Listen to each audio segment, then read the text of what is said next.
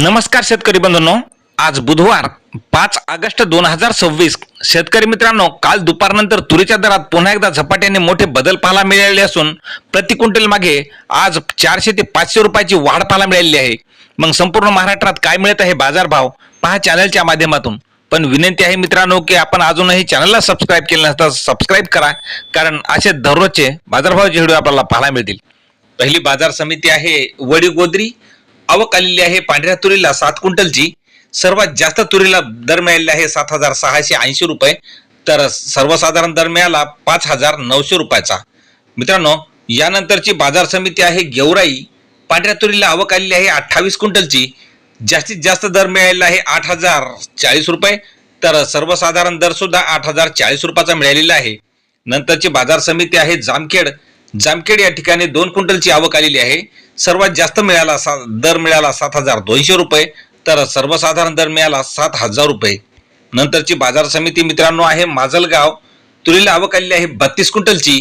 सर्वात जास्त दर मिळालेला आहे तुरीला माजलगाव या ठिकाणी 8,068 रुपये, तर सर्वसाधारण दर मिळाला 8,031 रुपयाचा. नंतरची मित्रांनो बाजार समिती आहे छत्रपती संभाजीनगर. आवक आलेली आहे तुरीला 9 क्विंटलची. सर्वात जास्त दर मिळाला 7,400 रुपये, तर सर्वसाधारण दर मिळाला 6,950 रुपयाचा. नंतरची बाजार समिती मित्रांनो आहे जालना. आवक आलेली आहे जालन्याला तुरीला 330 क्विंटलची. सर्वात जास्त दर मिळाला 8,200 रुपये, तर सर्वसाधारण दर मिळाला 8,200 रुपयाचा. नंतरची बाजार समिती आहे मित्रांनो अहमदपूर. लोकल तुरीला आवक आलेली आहे 101 क्विंटलची. कमीत कमी तुरीला अहमदपूरला दर मिळालेला आहे 8,000 रुपये. सर्वसाधारण दर मिळाला 8,000 रुपयाचा. नंतरची बाजार समिती आहे समुद्रपूर. लाल तुरीला आवक आलेली आहे 10 क्विंटलची.